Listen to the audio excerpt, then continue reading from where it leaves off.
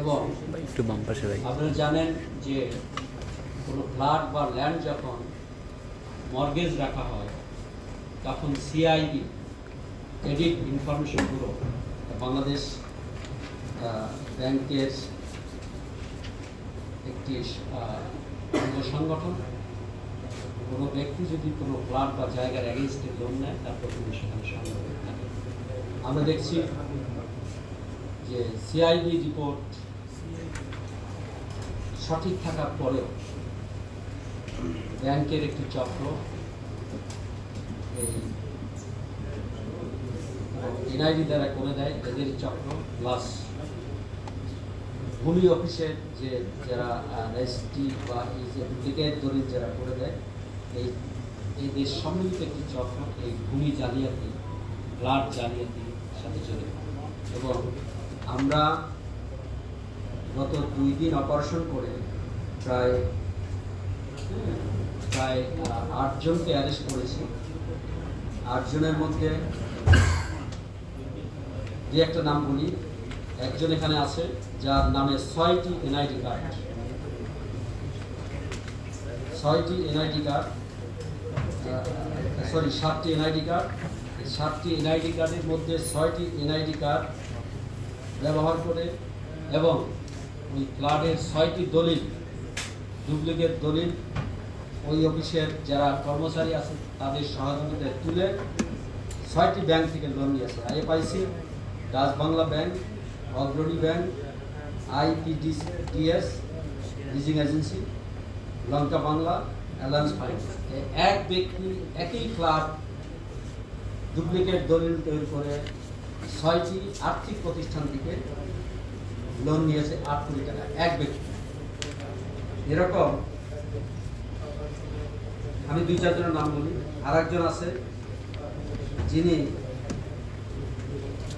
NID card হলো দুটি NID কার্ডের এগেনস্টে সে 6টি দলিল করে, 6টি মানে একটা ফ্ল্যাটকে 6টি ডুপ্লিকেট দলিল তৈরি করে এবং 4টি ব্যাংক থেকে 4.5 কোটি টাকা লোন নিয়েছে। আচ্ছা, এখন আমার প্রশ্ন হলো যে এক ব্যক্তি নামে একাধিক এনআইডি কার্ড কিভাবে পাবে?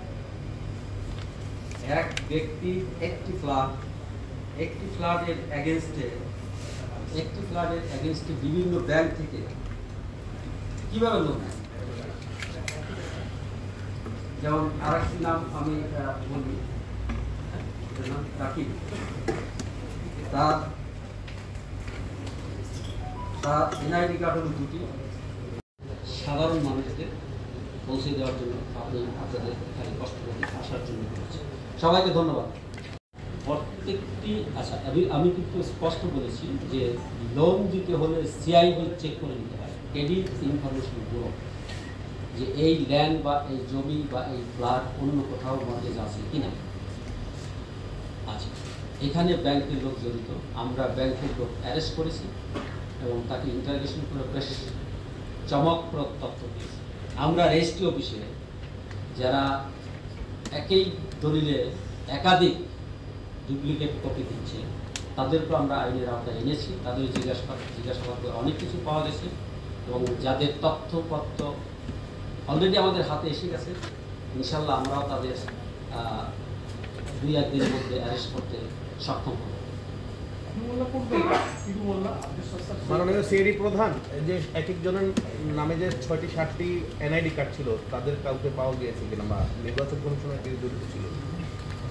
হ্যাঁ, ওইটা অবশ্যই আমরা অন্য একটা মামলায়, এই মামলায় না, অন্য একটা মামলায় বেশ কয়েকজনকে পেয়েছি। তার সাথে এখানে যোগসূত্র আছে। ওইটা আমরা যে কয়েকজনই আমরা পাবো নিশ্চয়ই এদের ইন্টারোগেশন করলে এরা বলবে যে ইয়েস, আমি অমুকের সহায়তায় এনআইডি কার্ড করেছি, অমুকের সহায়তায় ব্যাংক থেকে লোন নিয়েছি, অমুকের সহায়তায় আমরা ভূমি অফিস থেকে এই দলিলগুলি তৈরি করতে পেরেছি। এরকম আমরা অলরেডি ব্যাংকেরও লোক ধরা পড়েছে, আবার ভূমি অফিসের লোক অ্যারেস্ট হয়েছে, ধরা পড়েছে, আর প্রতারকরাও ধরা পড়েছে। এনআইডি যারা এভাবে বৈধভাবে এনআইডি করে দিয়েছে তাদেরও কয়েকজন অ্যারেস্ট করেছে। আজকে টোটাল অ্যারেস্টের সংখ্যা হলো 7 জন। যদি একটু বলেন যে আপনার মানে রেজিস্ট্রি অফিসে